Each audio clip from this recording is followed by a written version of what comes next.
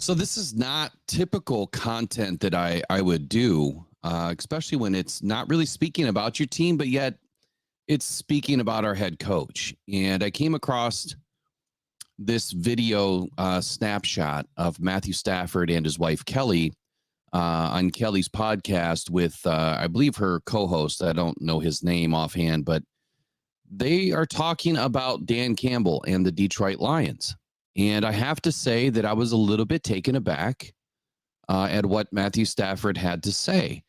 And I'll let you guys decide how you feel about it. Do you sense anything here? Or is this just raw, authentic Matthew Stafford speaking from his, well, I'll let you decide. Here we go. Let's bring it in. I mean, being here in Detroit, it would be crazy if I didn't ask you this, but what do you think about Dan Campbell? I mean, people always just talk about what an incredible coach he is, and it just seems like you two would have an incredible rhythm because I like his energy. Yeah, no, he's from afar. Seems like a player's coach. Guys love playing for him. He's aggressive as it gets. Which is gotta be fun as a player. That's what I'm saying. Like, feel like your coach is putting the ball in your hand. I got a chance to talk to him before I left. He just wanted to talk to me a little bit, pick my brain about some of the stuff around there, and I spent an hour, maybe an hour and a half talking to him. And I remember you. I came away. I was like, man, I don't know, what the team will look like, whatever, but he's a engaging guy to talk to. I think he does a great job with the media. And then obviously does a great job in his locker room. He cares a lot. And I think one of the biggest things that head coaches that have success in the league is authentic. And that can be, you can be authentic and be Dan Campbell, or you can be authentic and be Andy Reid, and they're just polar opposites, right? But it plays in the locker room because you can't sit there and fake it. There's too many eyes on you. Guys will call you out, and it won't work. And those guys are two of the most like authentic guys as it gets, and it works for their team. Were you surprised by the Lions' success this year? No, I thought they were built for it. No, I mean, you never know how far they're going to go, all that, but like the fact that they're a good team, that didn't surprise me at all. I mean, that their offensive line is really talented. When they got both the backs going, Jared was playing at a really good clip. It takes some emergence, right? Like it takes that rookie class that they had was really, really good. I mean, I put it up against, ours was great as well. Two of the teams that had success in the league had a bunch of rookies that were playing at a high clip, and those guys showed up for their team for sure. Is the issue now, though, and Kelly mentioned this before, and Campbell did it in a way too, they can't fly under the radar anymore. Yeah, you're going to get everybody's best shot. Cat's out of the bag. Yeah, but you know what? You're getting everybody's best shot in the playoffs, and they handle themselves fine. Does this mean that you're going to give Matthew Stafford a pass and his wife a pass? Everything's blown over now, right? We're past the playoffs. We beat the Rams. There was the whole lead up to that was just completely out of control.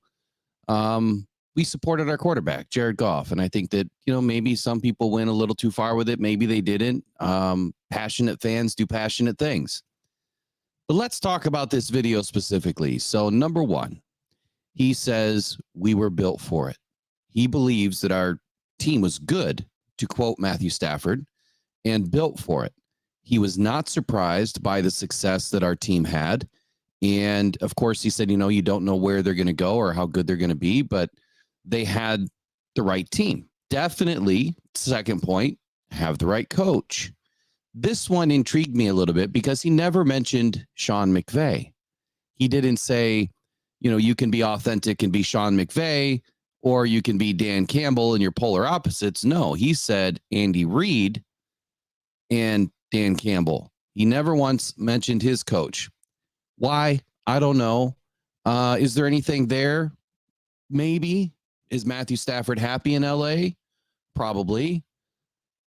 Now I'm going to go to point 3, though, and talk about the conversation that he had with Dan Campbell for an hour and a half. We'll never know what those words were, but he knew at that point that Dan Campbell was a great coach. So it wasn't about Matthew Stafford coming to Detroit or Dan Campbell coming to Detroit as the coach. And Matthew's like, nope, I want out. No, he thought that he was going to be a great coach. Clearly, after watching, like he said, from afar, very aggressive and likes to put the ball in your quarterback's hand, in your players' hands to go win the game.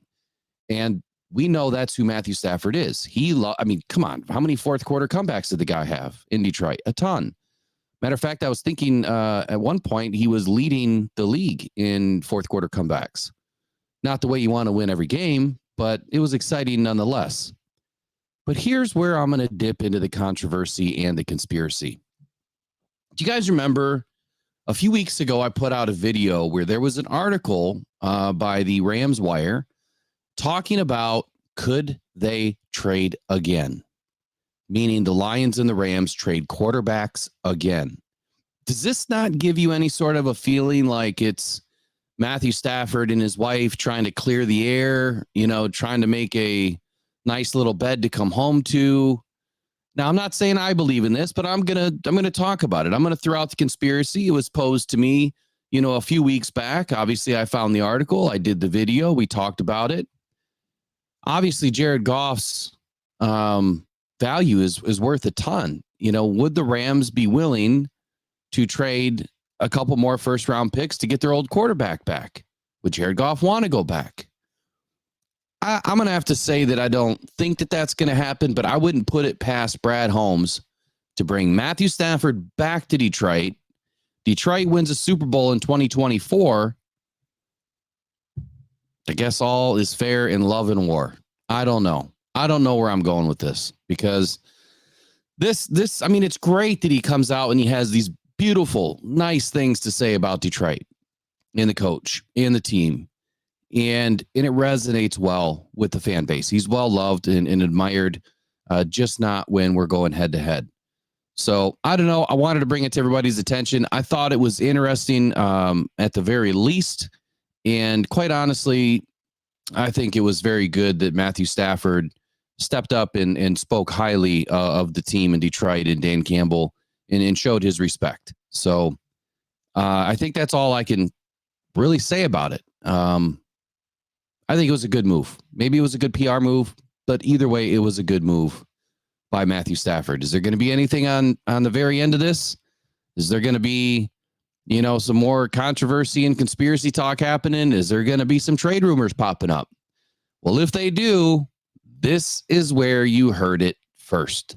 So stick around and please do yourself a favor and consider subscribing to Rock Down Podcast Network. And we'd love to have you guys aboard for the season. Free agency kicks off here in a couple of weeks. Combine starts first in a couple of weeks, and free agency will follow a couple of weeks later. We're gearing up to have an incredible offseason. We're a month late. We're not normally here right now. We're usually well deep into, all the free agency talk and draft talk, but we're just getting started. So that's all for this video, and I appreciate you guys taking some time and watching it. So go One Pride, go Detroit Lions. Take care. Bye-bye.